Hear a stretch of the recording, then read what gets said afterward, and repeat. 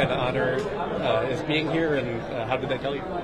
I found out back whenever I was in high A, and it was right after a game.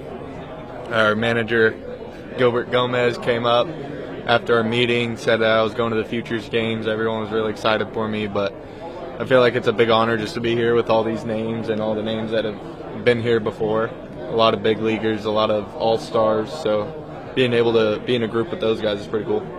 Carson, I know it's only been a dozen games up in AA, but you've really hit your stride fast up there. Has it been a good adjustment? Have you felt comfortable pretty quickly up there? I'd say there wasn't too much of an adjustment, but getting out of Brooklyn with the wind always blowing in, I feel like that's pretty nice. But, just sticking to my same approach, it hasn't led me wrong yet. Apart from not pitching, what is the biggest difference between you now and at Oklahoma State? I'd say really just probably keeping my body healthy enough to play every day would be the main thing. Like getting my recovery in, because in college ball it was always nice to do, but it wasn't something with 50 some games you had to do. But with this long season, you got to stay on top of that. Do you feel like you're about the same hitter, or have you messed with your swing? I feel like I'm about the same hitter, but obviously I've grown a little bit in different aspects. I feel like I'm pulling the ball more consistently. I feel like I'm getting good contact to all sorts of the field, but for the most part, I feel like I've stayed the same. Has the strike zone discipline always been a big part of your game? And we noticed that the walks and strikeouts, the walks, you do a good job being selective. Yeah, I always try and keep the walks and strikeouts as close as I can together. I feel like that's a good recipe for success. You rarely strike out. Jonah Tong pretty much strikes out everyone. What would happen if you guys faced each other? Well, we faced each other in spring training. Okay, so yeah, what happened? Got a hit and I struck out. So a little bit of both. A little bit of both. Balanced it out pretty good. Yeah. We ask a lot of guys this time of year, especially this game too. Is it a nervous time at all as you get close to the trade deadline about how you guys may factor into a team's plans and stuff, or is it something you have to try to push out of your mind? I just try and think about one day at a time, and whatever God has planned for me, I just fully trust in His plan and go with whatever He says. So it doesn't really impact the day-to-day? No, not much. What was it like to face Jonah, and what kind of teammate is he? I haven't been teammates with him for long, but he's always up on the iPad looking at pitches. Whenever someone comes in, he's always giving them high fives. He's a really good teammate, and facing him is not very fun. I guess just in general, what have you thought about the Mets system and the amount of talent that you guys have? I feel like we're in a really good spot right now. It's kind of like all the way big league club through low A or complex. We got guys everywhere, and just with all the hitting guys and development guys, I feel like we've all been growing quite a bit. How does this feel with kind of a little taste of big league life coming here for today's league? It's kind of crazy seeing our bags get taken in, the food they got. It's definitely a lot nicer, so definitely looking forward to it. It's such a whirlwind thing too, right? You guys arrive here and then the season starts up again pretty quick. So. Yeah, definitely that four-day break will be nice, but looking forward to getting back playing every day. Are there any guys in here that you know particularly well? I knew JJ a little bit. He was at West Virginia. I was at Oklahoma State. He was in the Cape with me up in Chatham for a little bit, but other than that, really all new faces. Are you in McLean close? I'd say, yeah, we're close, but we're both kind of don't talk much. So we don't talk to each other much, but we're close. Just quick quieter kind of. Yeah. Okay. So when we ask Tong for your scouting report, you'll say you're a quiet guy? Once you get to know me, no. But from the start of it, yeah. Okay. You guys overlap at Oklahoma State? You wouldn't think? Yes. We were there for 2 years with each other. My freshman and sophomore year, we were both there. So was it cool being in the same organization? Oh, definitely. Definitely look forward to playing with him again one day. What's it been like to see him take off as he did? I mean, he's kept his numbers all the way through, and it's great now up in AAA. Yeah, seeing him in college, I mean, you could tell there's just something special about his arm, something special about how he goes about how he goes about his business, and just like seeing him put in the work day in day out, I feel like it's really special to see it paying off. He gave up the hitting to go pitching. You gave up the pitching. I guess just is it when you're only focusing on one track? Are you seeing that it's easier for you to move and focus only in one area? I feel like it's definitely easier to grow whenever I'm just focused on hitting, and taking that strain off my body is big too, because I feel like I'd probably be almost dead right now if I had to pitch. But no, it's been good. I do miss pitching. It's fun, a lot of fun, but I definitely like hitting more. I mean, it seems like such a fun idea, and guys do seem like they want to try it. You think it's just not practical? I mean, it wasn't for you or for Clan as well, but guys, when you get as talented as you guys are, a lot of guys do, in lower levels and stuff, do both things. Do you think it's just going to be that much harder to do it as you progress through the levels? I feel like yes, if obviously one is up way better than the other, I feel like it will be way tough. But if you're a guy like Otani, then it's just tough on your body. I guess just how did you find out that you'd be invited here, and what was your reaction? So funny enough, I was finishing up bullpen in Harrisburg, and my coach is like, "Hey, I need you to stand out here. We got some husk cleaning stuff to go through." I'm like, "Okay, are we in trouble?" He's like, "Yeah." And then just going through the day, he's like, "Yeah, one more important announcement. Jonah, you're going to the Futures Game." And I kind of was like, "Oh, sick." And then after that, celebrated, and then it was awesome to hear. Your numbers are kind of crazy.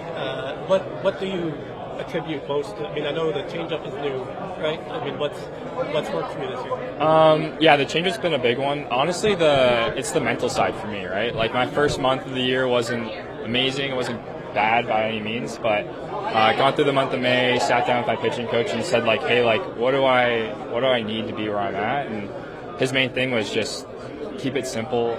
Don't let the small things affect you, and just go out there and have fun, right? It's a kid's game, and I feel like that's really helped me just realize how free and easy this game can be if you just like take a minute to enjoy it, which try my best to do that. Is that attributed to the fact that your strikeout numbers have really kind of jumped? I mean, that's the thing that really jumps at people when they look at that. Is there something to being that type of pitcher? Being a strikeout guy, aside from the good stuff. Honestly, like it's funny to say. Like I really don't look at it as much as people say. Like I'll go through a game and I'll be like, "Oh, like yeah, it's quite a bit I've gotten," but like it's mainly just staying where my feet are, right? Like at the end of the game, we can look at it and be like, "Wow, that was a really good game from a statistics point of view," but like the process stays the same. How did you find the changeup? And what has made that? So funny enough, I've always had something similar. I'll grab a ball. Had something similar. So originally it was across the four seam. A guy named Robbie Ray on Instagram posted a video a long time ago, and he was like, "Hey, this is my new changeup, Vulcan grip." I'm like, "That looks sick. Let me try it." Because the whole Spock thing. Then this off season, we had some success with it, but like the vert was just a little bit high on it. So our VP of pitching, Eric Jagers, just kind of threw a suggestion out there from another big leaguer, and it was literally just rotating your hand to the horseshoe. And I can't tell you why. I'm sure they could do a way better job than me, but like it just helped it lose some vert with it, which is we're seeing great return on it, and it's been really fun to play around with. That was spring when Jack told you that? I think it was actually our December meeting or November. He just brought the idea up, and I came home, threw it with my dad, and my dad's like, "Whoa, that one's a little bit different." And when we got some edge and some technology on it, we saw the differences in the shape, but yeah. Is your dad still your personal catcher? My dad has tried to. This offseason we were throwing, and he's like, "Yeah, I got it." I'm like, "Okay." And it was like a warm-up throw, and ball went by him, glove went up, and I'm like, "Dad, I think we're going to have to stop right there." But he's my best throwing partner, right? He's my favorite one to throw. I mean, do a lot of guys get pitch ideas from Instagram, or is that... I mean, young and in high school and just trying to, again, do stuff to have fun with it, I would say no, but yeah, it was just really cool. Ball's a really good page, so if kids are watching, it's a great guy to start looking at. Was there a difference in the feel, just rotating on the horseshoe? Did you do anything with like your a wrist action, a release point, or anything like So that? funny enough, no. It was the same feel, right? Like the worst. What I was told is the worst case scenario is you're just gonna go back to your old one. So I ripped it, and exact same thing, and it just does its own thing. I really don't think a whole lot about it, but yeah, it just does its own thing. You are very good at, I guess, talking about what makes your pitching or pitchers good. Why is your fastball so good? Ooh, that's a great question. I would like to attribute it just to, I mean, the shape of it's interesting. It's unique, but I just try to sell it, right? Like, it's the same thing with the changeup, right? You can only go so far with if you baby it or something like that, but it's something I'm really comfortable throwing and confident. And I feel like if you're confident, you're going to have a lot of success doing it. So. Does the over-the-top delivery have a lot to do with that, helping the effectiveness? To be real with you, I have no idea. That's the part I'm still trying to learn to this day. I guarantee you it has something to do with like being able to backspin a little bit better, but honestly, I have no idea. It would be really interesting to see, but from this point, no, not really. How much video did you watch of Lincecum before, or I guess, how did you develop that delivery, which is pretty unique? So, my dad always used to hate when I threw sidearm, so I was like, you know what, let me just try to go over top, see if he noticed. Never noticed. Over time, it built a habit, and he was like, hey, you kind of throw someone to this guy on YouTube. Why don't you come sit down? We sat down through some video, and it kind of just developed into its own thing. Like, Winston does a lot of things different than I do, even though they look somewhat similar. But just being able to like see his aggression to the plate, his demeanor on the mound, how he finishes was something I just tried to pick up as a kid, and eventually it just evolved into who I am today. About how old were you when you picked up? My dad was teaching me this when I was like, I want to say like 13 or 14 when we first started pitching. So yeah, around there. Jonah, for your pathway, like typically, if you don't make the junior national team, it becomes a lot harder, right? For you to not have that program, like what for you allowed you to get the exposure, allowed you to take the steps that you did? That's kind of funny because like it wasn't really anything until the very last year. Graduated, I just committed to North Dakota State, and then yeah, my pathway is a little bit different. Where it was honestly just opportunities were coming to me, and I was just trying to take advantage of it. To be honest with you, in 22, I was more focused on passing the SAT, which I got a 1250. Very proud of that score. And then after that, I was like, hey, you know what? Let's just play baseball. Let's have fun. It's going to prepare me for school. And then I just found myself along the way meeting people and getting opportunities that I probably would never have done if I didn't take that time. So. Did not getting the junior national team, did that make you think, like, I don't really have a longer-term baseball future? Because, like, I mean, basically, that is the pathway for Canadians, right? Yes, for some, it's a very direct pathway, and they run a really good ship there. And I know a lot of my really good friends have gone through that system. I wasn't part of it, and there's no set way you have to do it. It's definitely a little bit different, and the exposure might be a little bit less to start, but I remember a college coach told me, like, if you're good enough, they're going to find you. So I believe, like, if you just go out there and play baseball, it's the game we all grew up loving. You're going to find opportunities, and it doesn't necessarily mean you have to go a certain route. You're going to make your own, right? When you're playing catch with your dad this offseason, are you back in Markham still? Yes, back in Markham, still training out of the Toronto Mets facility. Thankfully, they let me do that, which I'm incredibly grateful for them. And yeah, every offseason, like, I guarantee you that when I get back home for the All-Star break, he's going to be like, hey, when we go throw across the street really quick? And I'll be like, yes, sir. So. When did you and your dad start playing catch? I want to say, like, when I was 4 or 5. Like, he was, again, my first throwing partner. And just seeing the evolution of him and my journey together, it's something really special. I wouldn't be here without him. Did your dad play? He played softball and hockey growing up, and then he researched everything on his own from a pitching standpoint. It took him as far as he could possibly take it. I mean, I still think he's smarter than he realizes. But yeah, he did everything in his power to research on the internet, and all the credit goes to him. Are you aware of the excitement you're creating among Mets fans now who are kind of tracking your track? I mean, being on social media, I'm sure you must be somewhat aware of it. I get some DMs here and there that are like, "Yo, man, I love you. Oh my gosh, you're awesome." And I'm like, I mean, this is pretty cool. I don't really know how to respond to that, but thanks. But no, it's being in New York. It's undeniable. You can't walk away from it, and it's just it's awesome. It feels like home. You've been managed for a couple of years now. Just what have you thought about the organization and like the amount of talent?